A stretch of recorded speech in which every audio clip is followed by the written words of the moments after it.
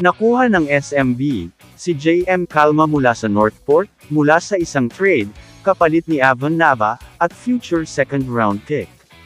Ang San Miguel ay gumawa ng hakbang, sa pamamagitan ng pagkuha ng mga karapatan sa pagpirma kay JM Calma, mula sa Northport. Kapalit ni Avon Nava, at ng Beerman Season 50 second round draft pick. Inaprubahan ng PBA Trade Committee, ang trade noong Miyerkules. Si Calma, nakuha ng Beerman, ay isang young big man, na maaaring magsilbing backup sa 8-time PBA MVP, na si Junmar Fajardo, sa oras na gumaling mula sa ACL injury.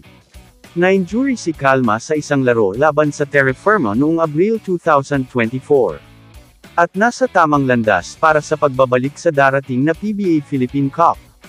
Ang 6'6" na si Calma, ay tumaas ang average sa liga, bago siya ma-injury, nag-average namang 7.9 points, at 5.0 rebounds, para sa Batang Pierre, sa 2024 Philippine Cup.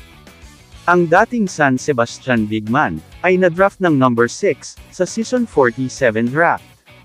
Ay dapat magdulot ng dagdag na bigat at laki, sa isang panig ng Beerman, na naghahangad na makabawi, matapos mapalampas ang playoffs sa nakaraang Commissioner's Cup.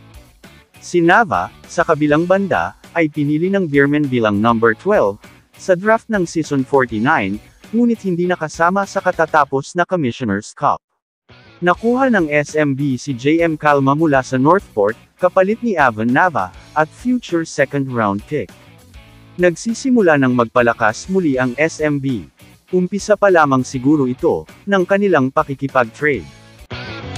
Kamusta mga idol? Sports Zone PH para sa sports news and update.